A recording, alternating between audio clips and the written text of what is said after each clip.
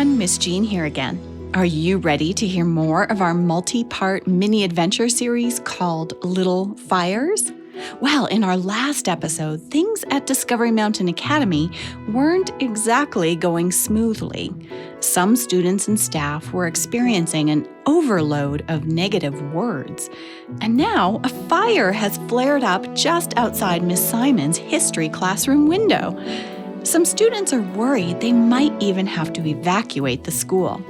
Let's join Addison and Cyrus now and see just how they exercise their faith in today's mini-adventure called The Challenge.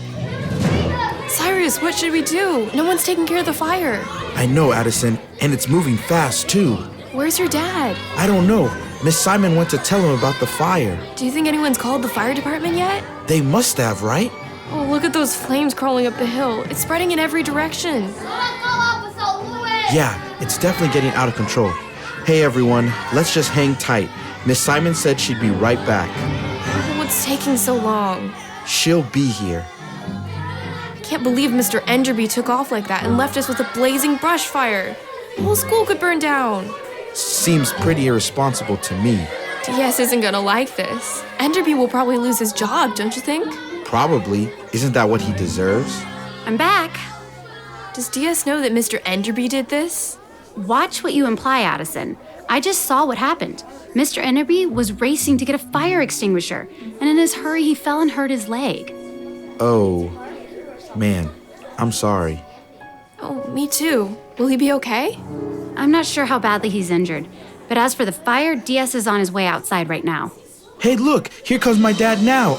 I mean, DS, with the fire extinguisher. Oh yeah, and here comes Mr. Enderby with another one. Oh, he's limping a lot. Well, at least they've got the right tools. Wow, look at the foam wiping out those flames. Hey, I think DS is enjoying this. I think you're right. Look at him charge up that hill. Mr. Enderby is doing a good job too, especially with the bad leg. He's putting out all the flames between us and the hillside. I think the school is safe. Looks like it's pretty much under control. Crisis averted.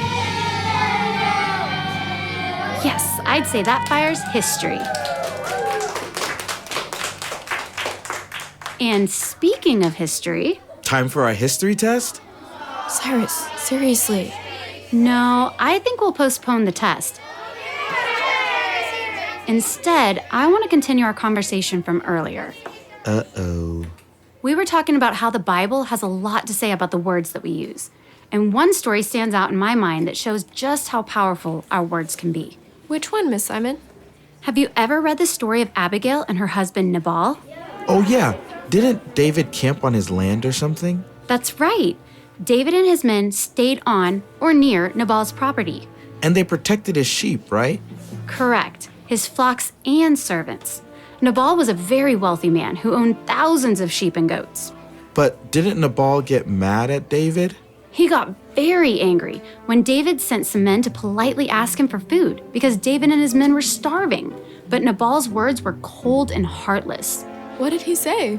Basically, he said he wouldn't share even one crumb of food. Man, he was one rude dude. That's for sure. And what happened next made things even worse. His unkind words made David so angry that he vowed to kill Nabal and all the men that worked for him. Oh no! Then what happened? Well, thankfully, Nabal was married to a very wise woman named Abigail. Yeah, didn't she try to cool things off? Yes, when she found out what her husband said, she knew there would be serious trouble. Really serious. So she decided to fight the situation with some words of her own. Sounds like she was really brave. She sure was. Taking gifts of food, she met with David and gently, humbly begged him not to carry out his violent plan. Did he listen? Yes. As David heard her wise words, he realized what he planned to do was a terrible mistake. It might even have disqualified him from becoming king. Wow. So you see, even in everyday situations, our words can have tremendous power for bad or for good.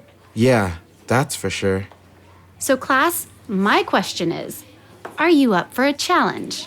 What kind of challenge? I'd like to challenge you to go without saying anything critical or negative, even to yourself, for 24 hours. That's it? That's all we have to do? Uh-huh. But if you make a mistake, you have to start the 24 hours all over again. Think you can do it? Sure, that sounds easy enough. Count me in. It'll be a piece of cake. I wouldn't be so sure, Cyrus, about how easy it'll be. But your homework is come to our next class ready to share your experience. Well, a lot happened at the academy today, didn't it? I'm sure glad the fire was extinguished and the students didn't have to evacuate. More negative words were flying, but I'm sure the students weren't feeling very good about their critical words. You know, it reminds me of a Bible verse, Proverbs chapter 12 and verse 18, and it says this, "There is one who speaks like the piercings of a sword, but the tongue of the wise promotes health." You know, we heard last time that our words can be like little fires, and Proverbs describes words as the piercings of a sword. So words are powerful. So what do you think of Miss Simon's challenge to her class? Do you think it'll be easy for the students to stop using negative or critical words for a whole day?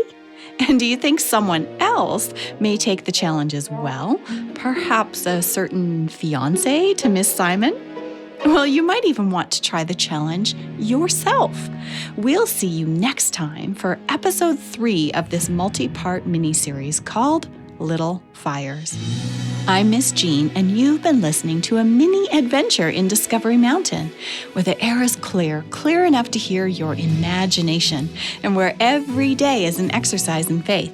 Visit us at discoverymountain.com to send us a message and listen to full episodes on demand. Discovery Mountain is a production of the Voice of Prophecy. The challenge was written by Lori Lyon.